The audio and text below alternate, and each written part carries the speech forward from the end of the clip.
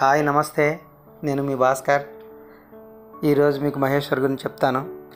ఓంకారేశ్వర్ నుంచి 70 కిలోమీటర్ల దూరంలో ఉన్నటువంటి మహేశ్వర్కి మేము బస్సులో చేరుకున్నాను.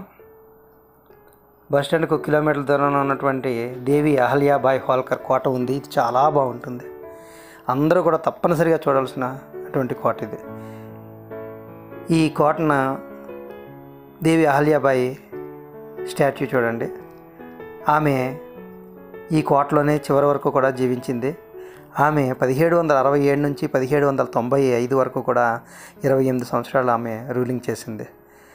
ఆమె ఉత్తరమున కేదార్నాథ్, బద్రీనాథ్ నుంచి దక్షిణమున ఉన్నటువంటి రామేశ్వరం వరకు, అలాగే తూర్పున పూరి జగన్నాథ్ నుంచి పడమట ద్వారకా సోమనాథ్ వరకు ఉన్నటువంటి అనేక దేవాలయాలు, జీర్ణావస్థలో ఉన్నటువంటివి, మొఘలుల పరిపాలనలో నాశనమైనటువంటి అనేకమైనటువంటి దేవాలయాలను పునరుద్ధరణ చేశారు.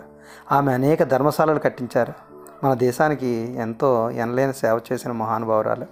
ఆమెకి నిజంగా మనమంతా కూడా, దేశమంతా కూడా ఎంతో రుణపడి ఉన్నారనిపిస్తుంది. భారతదేశంలో ఉన్నటువంటి అన్ని కోటల కన్నా ఈ కోట చాలా బాగుంటుంది. దీని ఆర్కిటెక్చర్ ఇప్పటికీ కూడా చెక్కు చెదరలేదు. ఈ కోట అందము, అలాగే ఈ నర్మదా నది ఒడ్డున ఉన్నటువంటి ఈ కోట నర్మదా నదికి ఆనుకుని చాలా అద్భుతంగా ఉంటుంది.